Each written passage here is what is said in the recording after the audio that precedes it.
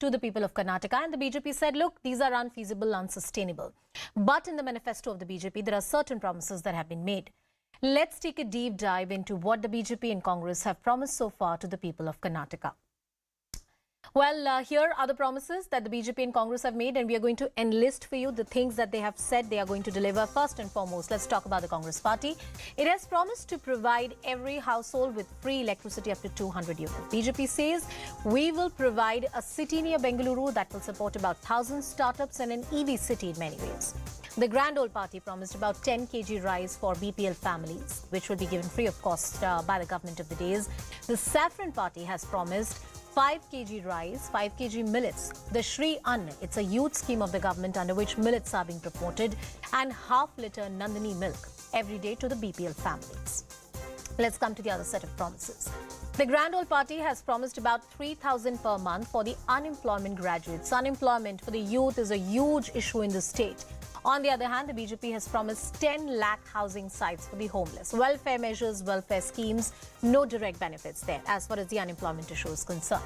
The Congress has also promised about 2,000 per month to the woman head of the family. The BJP instead promised to provide a matching deposit of about 10,000 rupees on 5-year fixed deposits, so something to support the family and especially to the women head of the family.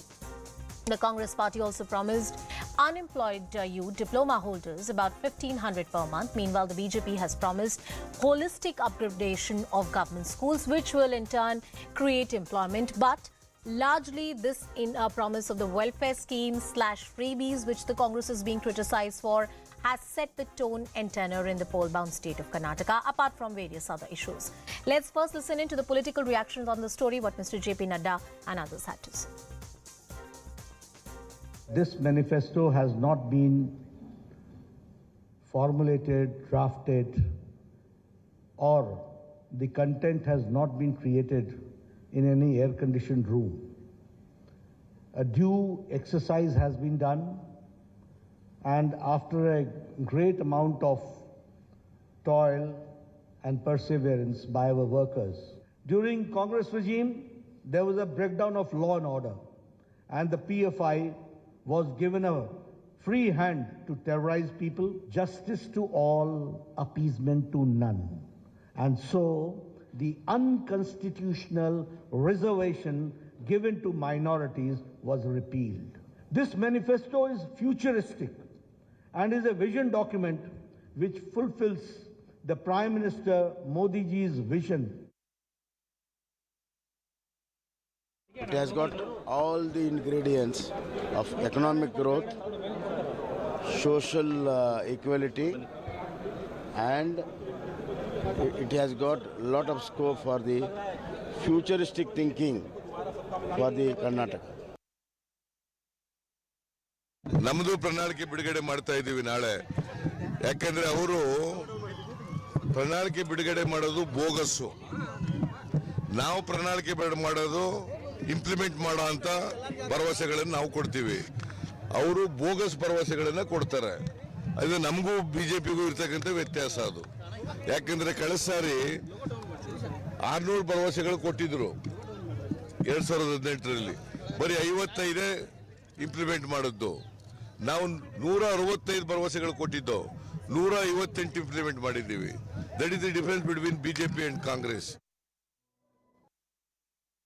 ರಾಜ್ಯದ ಉದ್ದಗಲಕ್ಕೆ ಇದರ ಮಾಹಿತಿಯನ್ನು ತಿಳಿಸೋದ್ರ ಮೂಲಕ ಮತ್ತೊಮ್ಮೆ ಕರ್ನಾಟಕದಲ್ಲಿ BJP 125-130 ಸೀಟನ್ನು ಗೆದ್ದು ಸರ್ಕಾರವನ್ನು ರಚನೆ ಮಾಡುವಂಥದ್ದು ನಿಶ್ಚಿತ.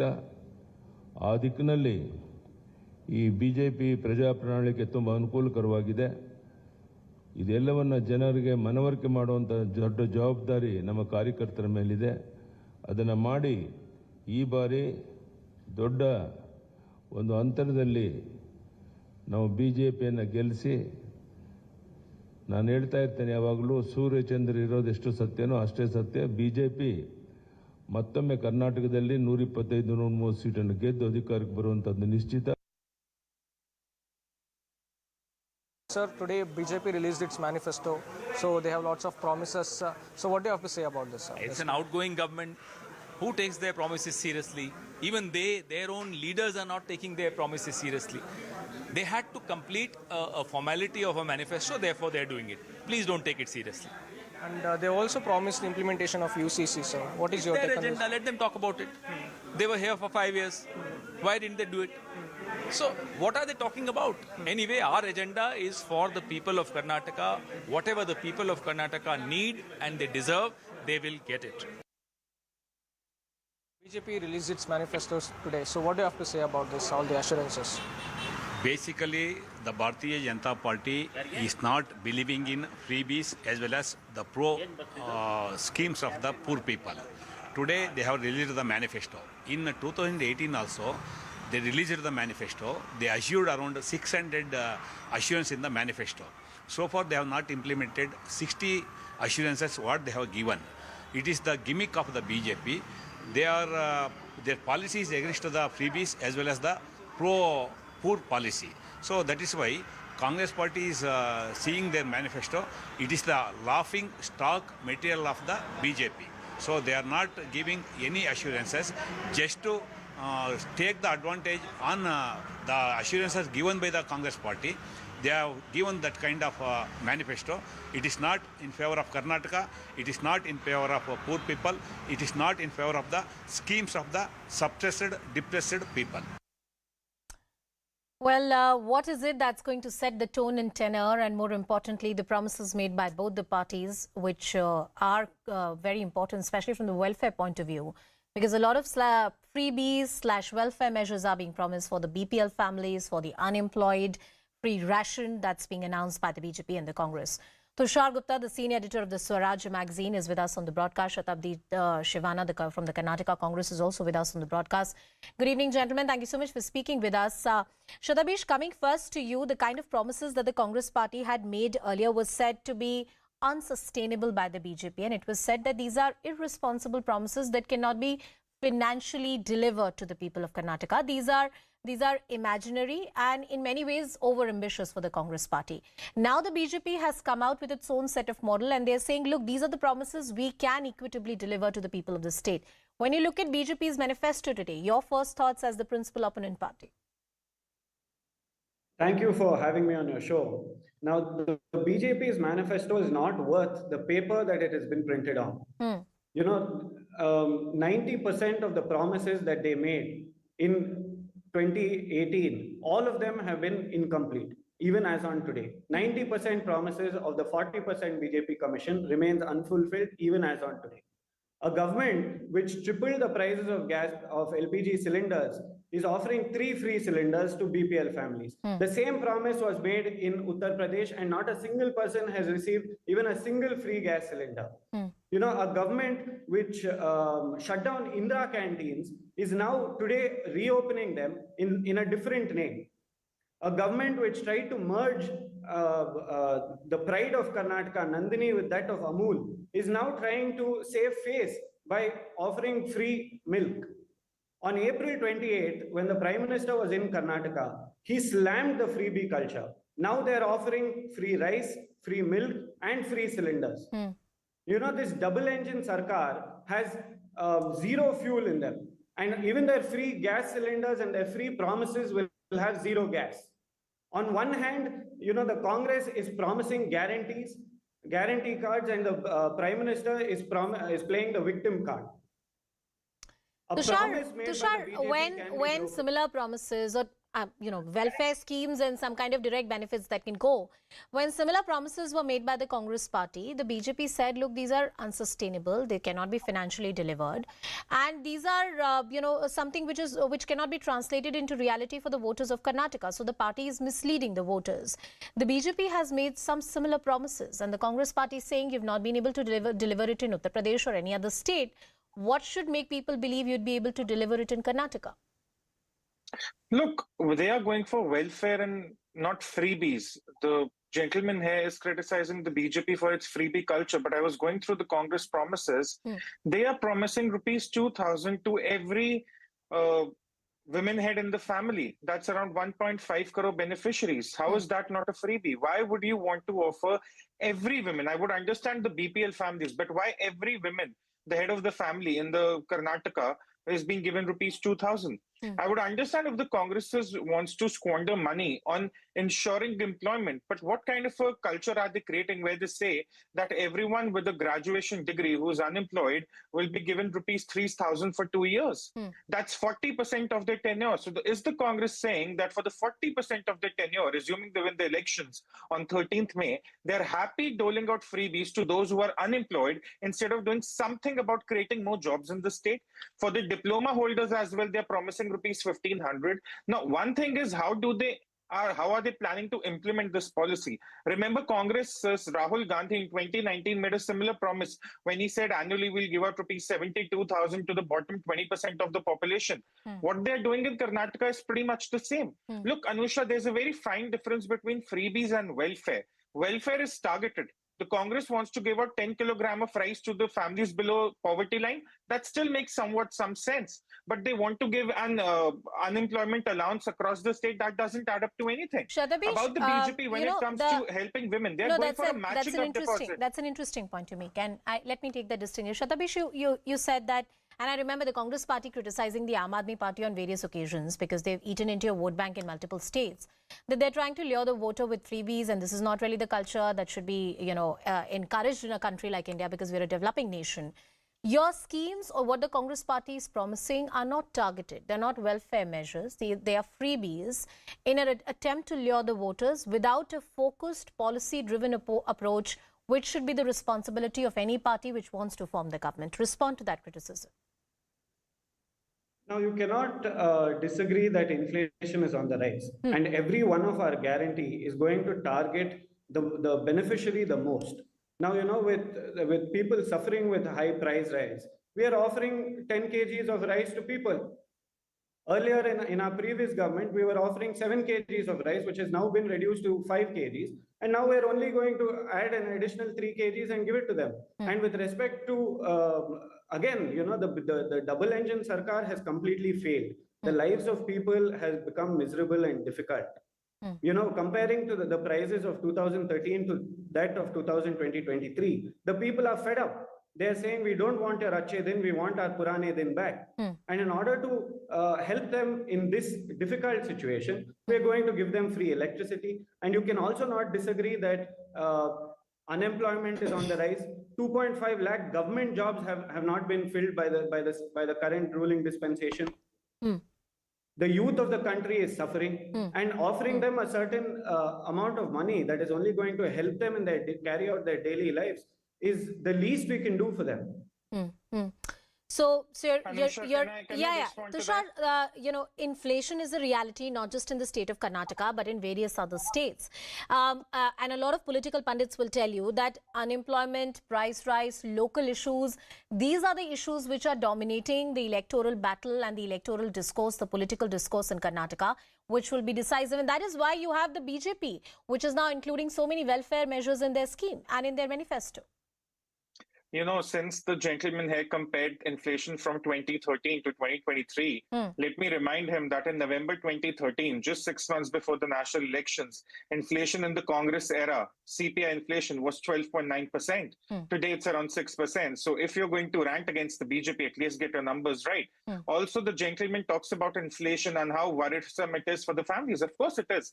But by giving 3,000 to everyone who's unemployed, by giving 2,000 to every woman, the head of the family in the state, which amounts to 1.5 crore beneficiaries. I don't even know the feasibility of it. You're not going to tackle inflation. If I were to give everyone rupees 3,000 in India, I'm not going to tackle inflation. I'm actually going to increase it. That's the basic rule of economics. And even then, the Congress wants to go ahead with those promises. Anusha, again, the problem here is the Congress is unable to draw a line between freebies and promises. They want to tackle inflation. You do that by creating jobs, not by handling out unemployment allowances. But Tushar, isn't it also a tacit admission by the BJP that they've not been able to create enough jobs so far?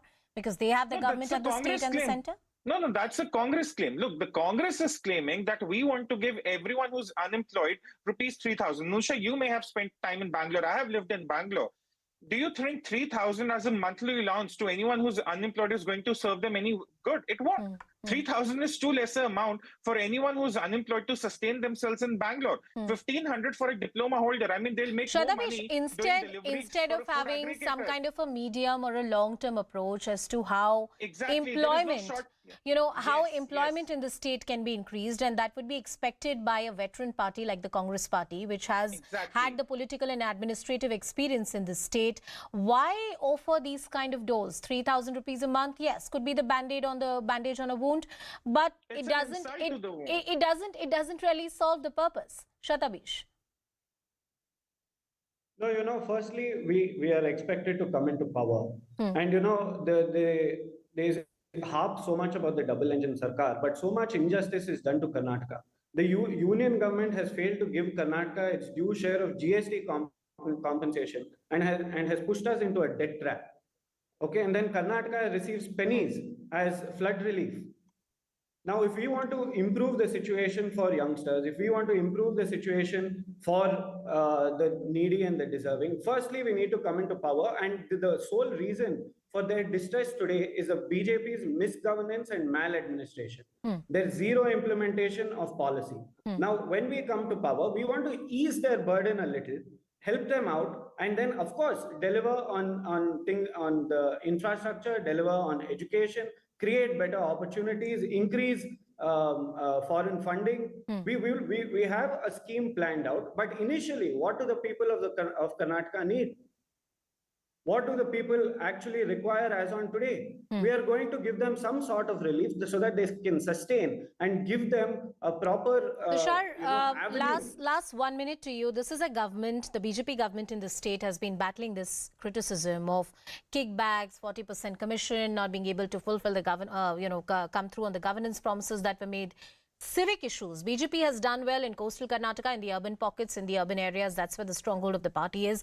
In Bengaluru, in various other cities, we saw how civic issues predominantly has been a headache for the administration and more so for the citizenry of the state. So clearly they have a lot to address, much more than the freebies / welfare measures that they have promised. Anusha, before I go ahead, I'd like to fact check the gentleman here. The GST compensation was cleared last year itself. Even the Chief Minister made a remark about that. Last year, November 2022, an entire list came out where Maharashtra and Karnataka were ranked first and second respectively in terms of the GST compensation received. So here is a fact check first. Number two, what Karnataka needs today was law and order to be tackled in coastal areas. It needs sprawling infrastructure for the regions around Bengaluru and other parts of the state. Right. And that is where the BJP's focus has been in the last 3 years when they have taken over the government. The Congress can come in, they can debate, they are debating reservation, they're talking about getting more reservation for the Muslims, which again is unconstitutional, but a debate for a different day. But what the BJP is doing and rightfully doing is it's targeting its welfare to the BPL families, which it should. It's focusing on infrastructure in the urban areas. It's focusing on law and order. Meanwhile, the Congress is doling out freebies. It's focusing on reservation. And therefore, the voters can clearly make the demarcation. They can clearly make the decision come 10th May, which party they would want to go for. All right. Thank you, Tushar, for giving us all that perspective. Thank you, Shatabi Shivana, also for joining us on the broadcast. The people, the Janata Janardan of the Karnataka is going to decide whose promises are they really going to believe into. A lot of issues, and thankfully the local issues continue to dominate the political discourse. Well, after that discussion, we also want to put out the special report for you. Agriculture is a major source of income in most states across the country. And that holds true for Karnataka as well. Raisin production is a major source of income for the farmers of Karnataka. Now, my colleague Neetu spoke to the farmers, discussed the various problems they are facing, what they expect from the government, and what, according to them, would be decisive when they cast their vote. Take a look.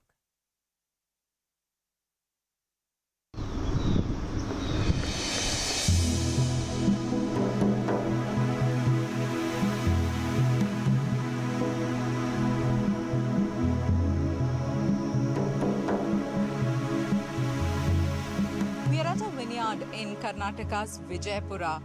Now, growing of grapes for raisins and wine is one of the major occupations here in this area.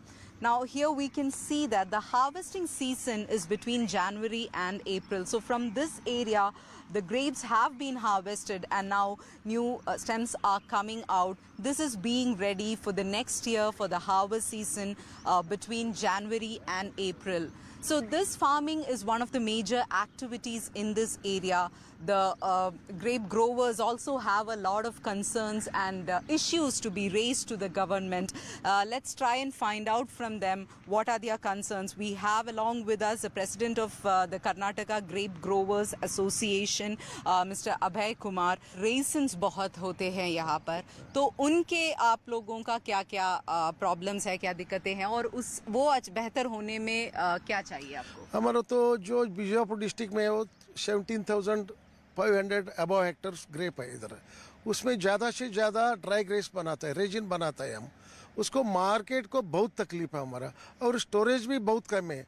हमारा production है more than 1 lakh turns, वो तो इधर जो है ना only 60,000 storage 60,000 हमारा lakhs together है। उसको बहुत दिक्कत है, सभी को महाराष्ट्र में जाना पड़ेगा। अब अंगूर के बारे में उसका विश्वास चाहिए ना, ड्राई ग्रेप्स में उसका बैठ के उधर खरीदी की है तो गवर्नमेंट उसका सर्टिफाई करने का किया, सर्टिफाई किया तो क्वालिटी सर्टिफाई किया तो उसको बहुत अच्छा हो जाएगा। So we have along with us another grape grower here. This vineyard is part of his family. So let's try and find out from him. What are your concerns about this? Can you just tell us about that? We have been growing grape since 3 decades. Resin in India, Bijapur and Krishna River belt is second largest producer of resin, apart from the Sangli, Tasgaon. But we have less storage facility. Around, as sir said, 1 lakh storage facilities is required. But now it is only 50-60,000 storage facilities there. As a result of this, the good product of Bijapur will go to Maharashtra. So as a result of this, Maharashtra brand has become more popular in all over India. But basically, it is the product of Bijapur. So we need more facility of grading, processing and cold storage. You heard the concerns of the grape growers here in Bijapur. They want their brand to be created, the Karnataka brand, the Bijapur brand. They say that this land is more suitable for raisins, but what they are lacking in storage facilities, in processing plants, and they have to depend on Maharashtra. And it's only about 40 to 50 kilometers from the border in Maharashtra. So their demand to the politicians, whether it's the BJP or the Congress that comes next, their demand is that this needs to be looked into. This brand should be created so that across the country, the Bijapur brand, the Karnataka brand of raisins can be sold. With video journalist Ablash MS in Vijaypura, Neetu Raghukumar. We'll continue tracking all the voices from the state of Karnataka. Much more lined up here on CNN News 18. Time for a very quick break. Stay tuned.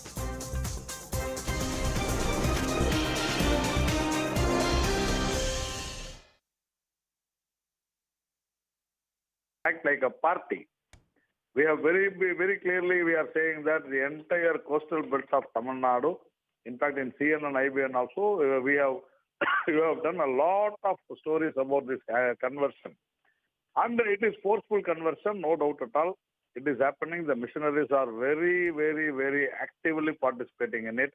And forceful conversion, whether it is coercion or whatever it is, by paying money, these people are converting. It is happening in Tamil Nadu for a very long time. But the DMK want minority votes, and for that they are becoming communal. And these forces are called communal forces who support a religion. That is what we say, and that is why we call DMK, Congress, Communists, all of them are communal forces trying to spoil the fabric of the country. All right, so also the Tamil Nadu government has also claimed that there was no forceful religious conversion that has taken place in the state for many years, and they have said that through this petition by Mr. Upadhyay, he wants to further a particular agenda. What would you like to say on this? If that is the case, why should the government bring a resolution last week asking for, demanding for reservation for Christian Dalits who converted to Christianity. So the double speak.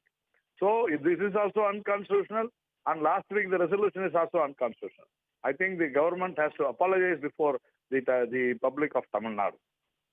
The Tamil Nadu government is saying that the writ petition is against secularism and is also against a particular community. No, this is pseudo-secular. That's what I'm saying. These pseudo-secular forces are called communal forces. The government says today's affidavit that there is no conversion, but the same government last week in Assembly is getting a resolution asking for, demanding for reservation, and they are trying to demand the central government to bring in reservation for Christians who got converted. What is right, what is wrong? They are exposed. All right, sir. Thank you for speaking to CNN News 18 and expressing your views. So we have this breaking news coming in right now that the Tamil Nadu government has filed an affidavit against the petition filed by Advocate Ashwini Upadhyay, and the Tamil Nadu government has said in the affidavit that the writ petition is against secularism and that it attacks a specific community, and they have also said that the petition's sole intention is to defame a particular faith and that it contains abusive and intemperate language. And the affidavit also states that there has been, the DMK government in fact states that there has been no forceful religious conversion that has taken place in the state for many years. We also have our correspondent Ananya Bhatnagar with us. Ananya, can you tell us more about this affidavit that has been filed by the Tamil Nadu government? Well, the Tamil Nadu government has come again with its response to this petition that's been filed by Advocate Ashwini Upadhyay. Now, what this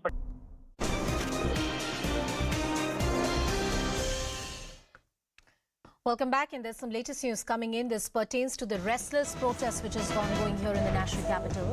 Political support seems to be pouring in. Tamil Nadu Chief Minister has backed the restless protest. He's tweeted, I'm quoting from that tweet.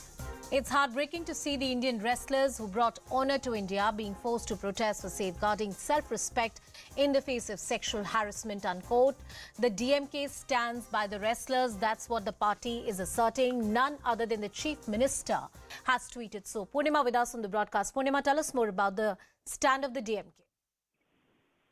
Well, the DMK has come out in support of the wrestlers' protest, and just last weekend, Kanimuri had also come out in support of the ongoing protest and say that they stand with those who have been protesting there, and also adds that these wrestlers have brought honor to the nation, and it's time that these cases of sexual harassment be looked into, and that's the DMK stand. Now, Chief Minister says that he sent his party's representatives in person to stand in solidarity with the protesters there.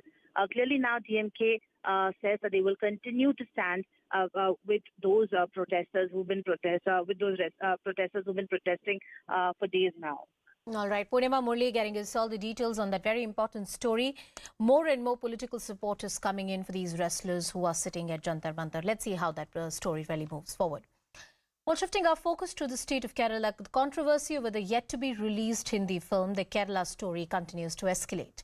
You have Kerala Chief Minister Pinarayi Vijayan, who broke his silence on the recently released trailer of the movie and alleged that the movie is a conspiracy of the Sangh Parivar to implement their agenda in the state and an attempt to incite riots. On the other hand, the Congress has called for a ban on the movie, accusing the filmmakers of spreading misinformation.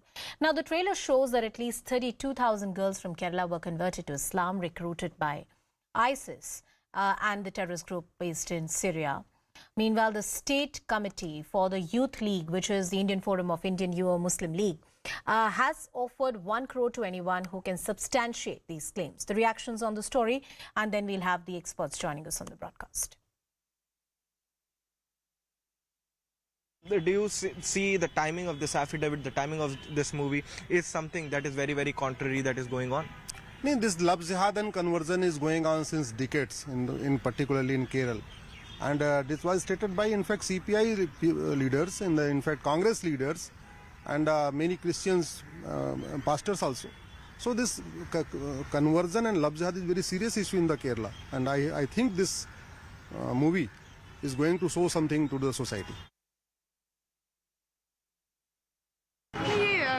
Pinarayi Vijayan जो chief minister है उन्होंने कहा है जो Kerala story movie है that's a propaganda movie and it should not come out and this is just to target the Muslim community in the country also says that MHA has never mentioned that the fact about the ISIS bride is actually true. How does the CPIM sees this? Well, CPIM is very clear because we know Kerala is targeted by the RSS for 100 years. Every day they are conspiring something against CPM, against the left. And RSS philosophy is there. RSS 125 years that his founder said they have three enemies. One is Christian, one is Muslim, one is communist. So now RSS is in power in center and many states. Now they are implementing that. All the RSS philosophy is being implemented by RSS and guided government. So it is part of that. Kerala, it is a conspiracy because Kashmir file banaya tha. Half truth. It is half truth. True. Half truth is dangerous than lies. You know that Kashmir. Everybody in the whole world rejected that film content. Here it is a calculated move. Here it is a calculated move to defame Kerala. Cutting across to my colleague Neetu Regukumar, who's joining us on the broadcast. Neetu, what kind of political voices coming in on this entire story? You also have had Mr. Shashi Tharoor tweeting on this matter. See, both the ruling front and the opposition in Kerala has been united in their stand in this, because from both sides we have been hearing this as a propaganda by the Sangh Parivars, a right-wing narrative stating that in the state of Kerala all this is happening. The numbers is something which everybody has taken opposition to. And also we had the Youth League coming out and offering a 1 crore award to anybody who can prove that 32,000 women have converted and gone to Syria. So these are the reactions, the political reactions coming in, including the Chief Minister, Opposition Leader and Shashi Tharoor commenting on this. Neetu, the conversion row, radicalization, recruitment by the ISIS, these issues for the state of Kerala are not new. And you're right in pointing out that there is no data on record to tell us what exactly is the extent of this problem. I remember this entire debate when the Hadia issue was being discussed at the Supreme Court and how there was an NIA inquiry into the matter. For years, this particular issue has dominated the political discourse in some way or the other. Has there ever been an investigation, a study by it, like at some point NIA was looking into the case? See, as you mentioned about this Hadia case, we all know what the Supreme Court finally said in the Hadia case. In that particular case, her father was also making these allegations and all that. But finally, we saw how the Supreme Court has upheld or what the Supreme Court said in the Hadia case, and she was actually left with Shafeen Jahan in that particular case. Now, as far as the investigation into this, in 2016, Kerala was the first state which has recognized that 21 of their people have gone missing and they would have traveled to ISIS. They went ahead, they registered this case, and it's in this case at least 3 women were converted from different religions, one from Hinduism and 2 from Christianity, and they married and they left with their husbands. So this is something at that time it was investigated. The NIA had also investigated into this matter. Neetu, please stay with us on the broadcast. I also want to play out this conversation that my colleague Maria Shakil had with the Kerala Stories producer Vipul Shah and Ada Sharma on the matter. Listen in. Vipul Shah, we have seen recently the entire controversy and the interest that has been there around Kashmir files. Do you see the Kerala story have the similar impact, because this is a story which must be told? I think controversy is not the right word, I would say, because there is no controversy. People are, some people are questioning some of the facts that we have shown in the film. And I think fair enough, everybody has got the right to question. Since it's a film which is about true story, since it's a film about so many victims, it's a film which is a very, very sensitive subject and a very important subject in our country. We are running a hashtag called Save Our Daughters. So obviously, some people will find it, some of the facts they may feel that they need to get right answers. And I think that's perfectly fair and all right. As long as they are able to reason with us and we are able to reason with them, we can agree to disagree in our country and we can still make a film. So I'm seeing a lot of chatter on the social media, but I think those are questions and those questions are answered in the film. So I don't see any controversies per se. If somebody wants to take a political line on it, well, that's anyway beyond everybody's control, isn't it? Talk about the larger concern here of love jihad conspiracy, which has been shown. I would actually like to say something about the numbers. I actually find it really scary as a girl to hear numbers being thrown around like that and human lives being discussed as an arithmetic, like it's just a statistic, right? Like people talk about numbers like, oh, there's just 2,000 girls who were raped, or there were, okay, no, 2,700. Oh, there were 32,000, there were 31,798 girls who were raped, not 32,000. I find it really terrifying as a girl that numbers of girls being raped, murdered, impregnated, trafficked, human trafficked, send a suicide bombers. We are human beings talking about other human beings. And I've realized that every time we talk about numbers as a statistic when it's not someone of our own, if it's our own mother, our own sister, I don't think then even one number matters a lot. Then if you say there are, it's like COVID, when there were 20,000 cases for 2,000 cases. I agree with you, Ada. That one person great in your house sensitivity that will be attached when you realize that they could be one of your own. If one of your own, your aunt has COVID and she's on a ventilator, then you don't care. The cases have dropped by 200 also today. It doesn't matter, but your aunt is on a ventilator. One person, one case. But now it's somebody else. So you're saying at 2,000, 30,000, you can talk about it loosely like a number statistic. It's just scary that human lives have become just a statistic. Threat of legal action against that movie. Rahul Ishwar, who's an author and activist, Kevin Matthews Sunny, who's a social activist, both are joining us on the broadcast. Rahul, this is a cultural issue as much as it's an issue pertaining to law and order and the government of the day. There's a lot of debate about where did you actually get those numbers from. There never has been any organized study. You remember that case, the Hadia case at the Supreme Court. Even that time, there was so much debate about radicalization, recruitment, ISIS involvement. The NIA wanted to get into it.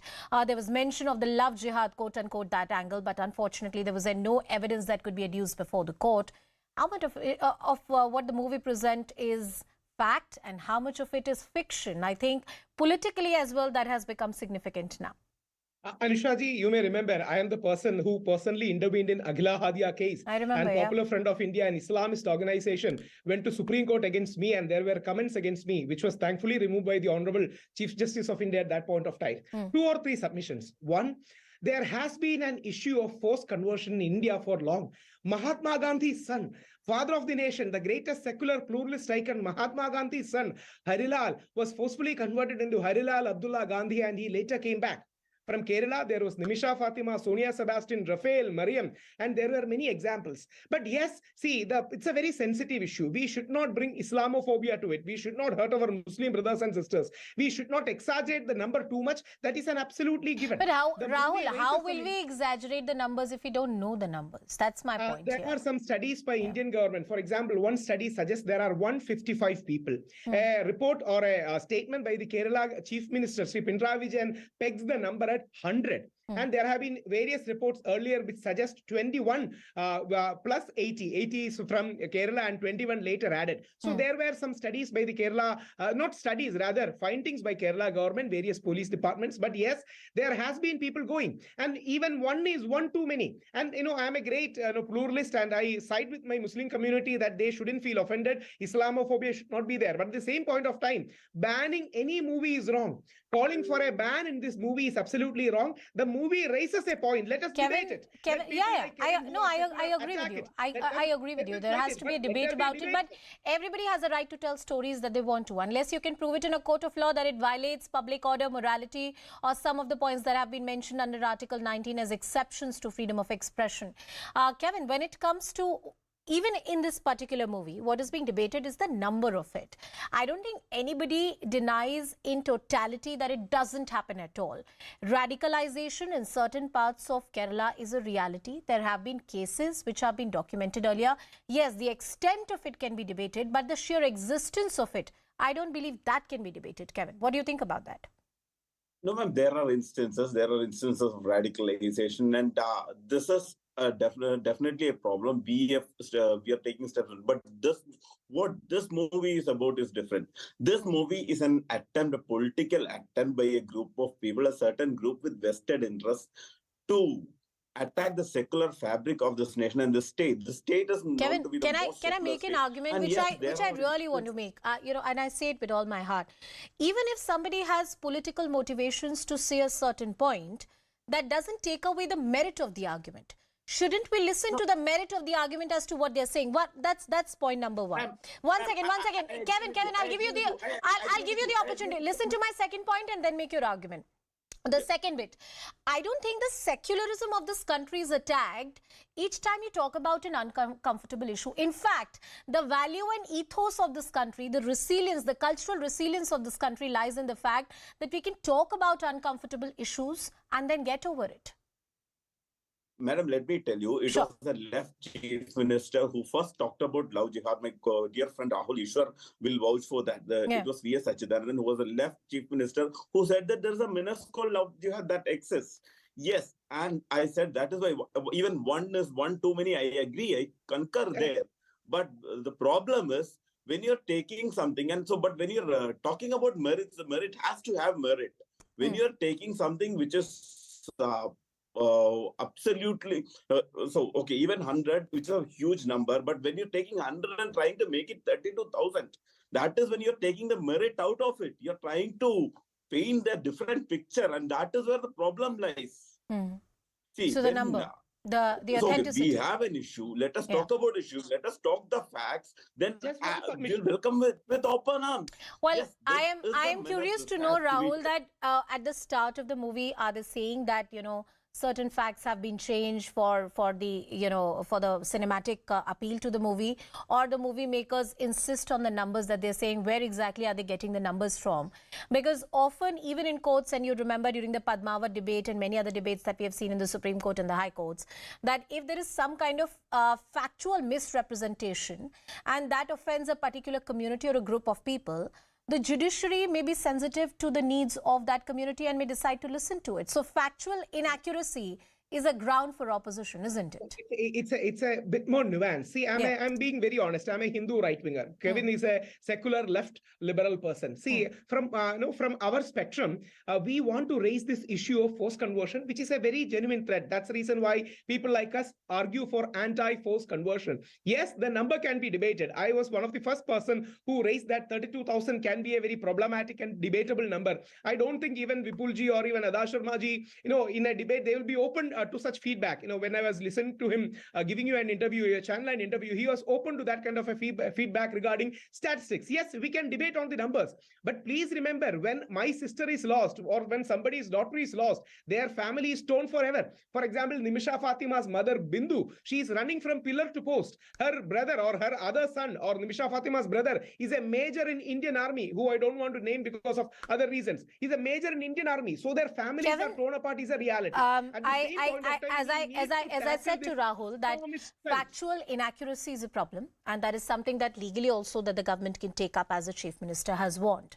But in the garb of factual inaccuracy, is it about the political discomfort of discussing certain issues in the public domain, in cinema, in mainstream debates, in public platforms, about the problem of such conversions that happen, radicalization that happen? Can I just point out one thing? See, 30 seconds, Rahul, and then I will bring in Kevin into the discussion. I know in Kerala we have 27% Muslim community and nearly 54% Hindu community. Inside Hindu community too, it is very disunited and all. So some of us may be using Islamophobia as a strategy to unite, but that doesn't deny the fact that people are being forcefully converted, and that's a real case I don't in action. think, Rahul, Islamophobia, I think, is a different issue altogether. That's when you make sweeping generalizations about any religion, any faith. I don't think that should be done. We're discussing a very focused issue here, and I think Islamophobia is out of question. Kevin, make your point. I have last 30 seconds on the show. Please go ahead. Madam, my disagreement with you here is this 32,000 is a number that has been chosen to, make a sweeping generalization. So when you talk about 100 people, yes, there are instances, there is an instance we need to worry about. But this specific factual inaccuracy you mentioned about this is what to make in a sweeping generalization about the state. You call it the Kerala files, say that everybody in Kerala is getting converted. So that is the agenda, and there's a political side to it, and there is no point in closing your eyes to that. All right. So when well, sir, let's see if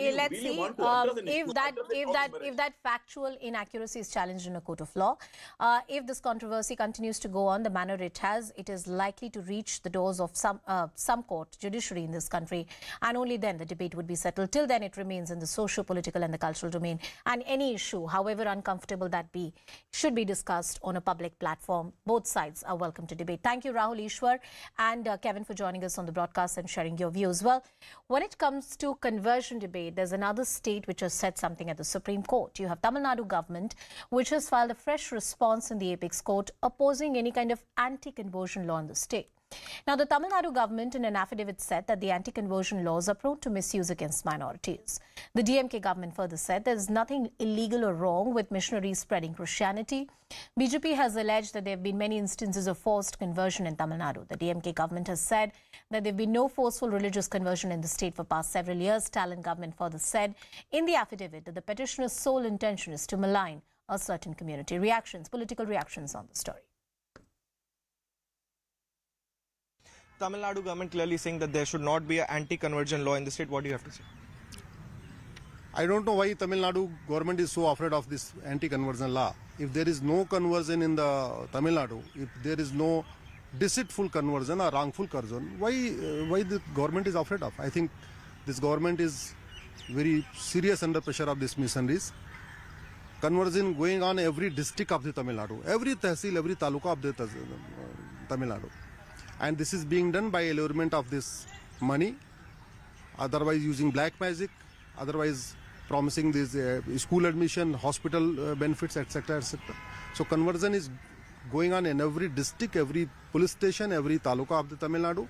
If there is no conversion, why Tamil Nadu government want reservation for this converted people? If there is no converted person, why Tamil Nadu government want reservation for converted SC, converted SC? So definitely they are using everything to convert the poor Hindus, tribals, Dalits, etc. In the state of Tamil Nadu, there is no place for any anti-conversion laws. Even in 2003, Selvi J. Jayalalitha brought in such a legislation, then she has to make a hasty retreat. There is no forcible conversion here, and in the state, the constitution of our country gives protection to all the religions. We cannot pick and choose one religion and say they are doing conversions and these are not doing conversions. And Tamil Nadu is a model state where we have so much of communal harmony, and the BJP wants to destroy this. And unfortunately, the BJP's plan does not work here. That is why they whip up the passion and say we want this, we want that. We will not allow the BJP's policies of toxic Hindutva to be peddled here in the state of Tamil Nadu. Tamil Nadu government has opposed the anti-conversion bill, and now they've also moved the Supreme Court challenging a plea that was filed, saying that it is prone to misuse of the minorities. How does the BJP react to it? No, see, the affidavit itself is unconstitutional. We need to understand that this Tamil Nadu government, particularly the DMK, is anti-Hindu government, and that is the reason they are trying to support or they are trying to cheat the minority community in order to get more votes. See, the same government which has brought in a resolution last week stating that there are huge conversions were there, and they demanded a reservation for those who converted to Christianity. Now says there is no conversion.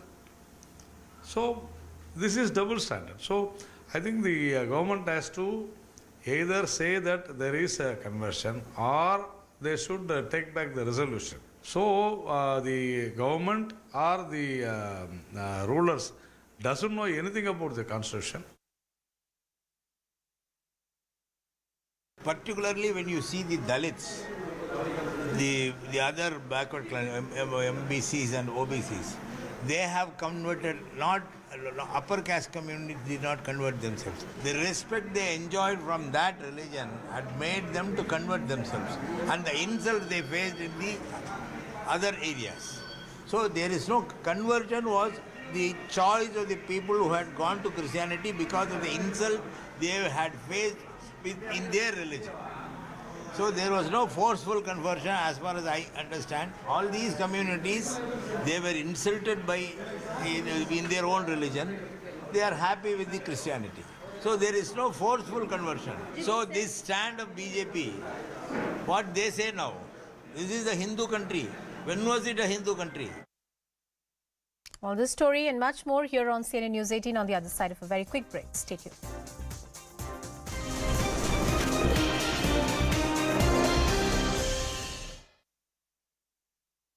It's the task of the state to maintain a balance between the right to propagate religion and the right to public order and security of life. So basically, the Tamil Nadu government supporting that the missionaries can carry out the acts of spreading their religion, but at the same point of time shall not breach the Part 3 of the Constitution, which relates to the fundamental right of professing someone's own religion. Now, what is very, very important to note at this point of time is that this is sparking a debate on the anti-conversion laws, and Tamil Nadu government completely opposing any kind of anti-conversion law in the state.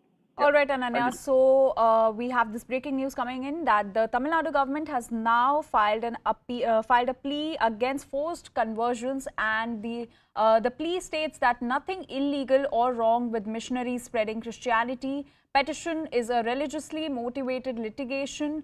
The writ petition against secularism and it attacks specific community, and petition's sole intention is to defame a particular faith, and the petition contains abusive and intemperate language, and it also states that no forceful religious conversions in the state for many years. BJP's Narayan Tirupati is joining us on the story. Sir, good morning. So, sir, the Tamil Nadu government has now filed a plea against forceful religious conversions. What is your take on this?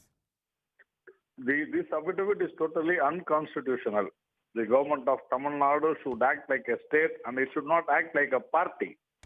We have very clearly, we are saying that the entire coastal belts of Tamil Nadu, in fact in CN and IBN also, we have done a lot of stories about this conversion. And it is forceful conversion, no doubt at all. It is happening. The missionaries are very actively participating in it. And forceful conversion, whether it is coercion or whatever it is, by paying money, these people are converting. It is happening in Tamil Nadu for a very long time. But the DMK want minority votes, and for that they are becoming communal. And these forces are called communal forces who support the religion. That is what we say, and that is why we call DMK, Congress, Communists, all of them are communal forces trying to spoil the fabric of the country. All right. So also the Tamil Nadu government has also claimed that there was no forceful religious conversion that has taken place in the state for many years, and they have said that through this petition by Mr. Upadhyay, he wants to further a particular agenda. What would you like to say on this? If that is the case, why should the government bring a resolution last week asking for, demanding for reservation for Christian Dalits who converted to Christianity? So the double speak. So this is also unconstitutional, and last week the resolution is also unconstitutional. I think the government has to apologize before the public of Tamil Nadu.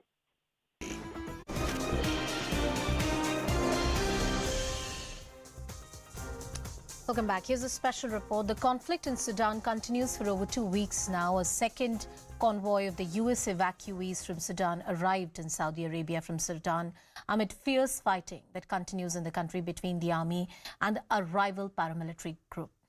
Take a look at the CNN report that points out to the crisis unfolding in the war-torn nation. 2 a.m. and they're finally getting out of Sudan after many anxious days. Saudi soldiers checked documents and let them through. A nightmare almost over. Thousands of people have made the over 500-mile journey from the capital Khartoum to here in Port Sudan. One person told us it took them 36 hours, but finally on a boat and eventually to a ship to Jeddah. A sad final goodbye to Sudan, victims of the stormy waters in Africa's third largest nation. It's very hard for me and very hard and very painful for me because this is like a second home, my home. CNN joined Saudi forces on an evacuation voyage from Jeddah to Port Sudan and back, bringing more people one step closer to safe shores. But the demand is high and the military ships can only take so many people at a time. Our round trip was more than 24 hours, but brought back only 52 people across the Red Sea. Sudanese-American businessman Adil Bashir can finally sleep undisturbed for the first time in 2 weeks. He says his car dealership in Khartoum was trashed, burnt, and some vehicles stolen. So he took the risky drive to Port Sudan. A lot of human body, dead body on the street. You say you were detained by men in Rapid Support Forces uniform after you told them you're a U.S. citizen. Maybe you are a U.S. citizen, you are a spy. I believe they want us to be like a human shield because they were 13 ahead of me. As more people escaped from Sudan, another ceasefire was broken over the weekend, with fighting in the country entering a third week. The Saudi port city of Jeddah has become the main landing point for thousands fleeing the conflict. The Saudis are throwing everything at this rescue operation. The assets, the capability, military, civilian in Saudi is taking the civilian from Sudan. So as long as it's safe, we will keep doing our role. This large commercial ship brought nearly 2,000 evacuees from Port Sudan, one of the largest arrivals in Jeddah so far.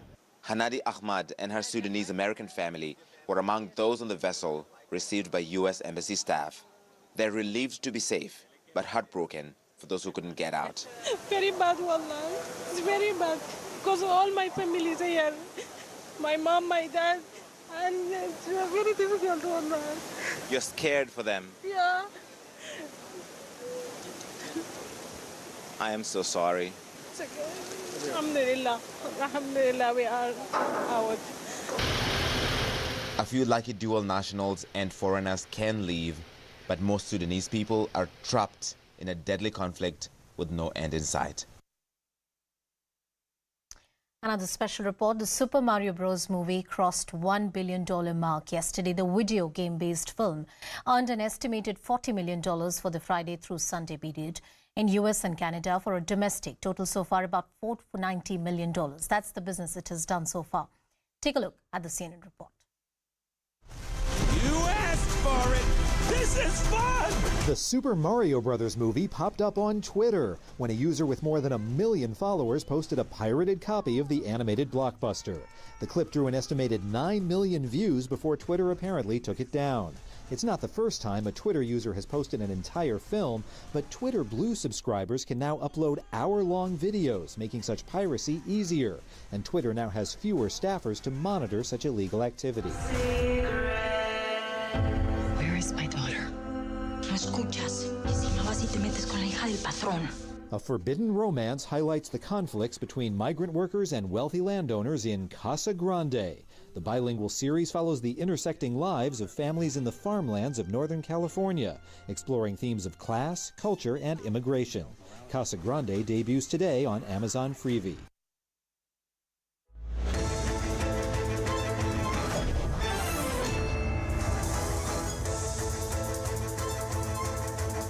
Welcome everyone. Thanks a lot for staying with us. You're watching Plain Speak with me, Shivani Gupta. And of course, we're joining you from a new destination, a different studio. And this is the epicenter of the elections coming up in Karnataka. So I'm joining you live from our Bengaluru studios, and we'll get you everything you need to know of the political pitch that has been set today, specifically in reference to the BJP manifesto being announced today. So that, of course, makes it a very clear fight of what the BJP is promising as far as their Sankalp Patra is concerned versus what the Congress guarantees have been in public announced so far.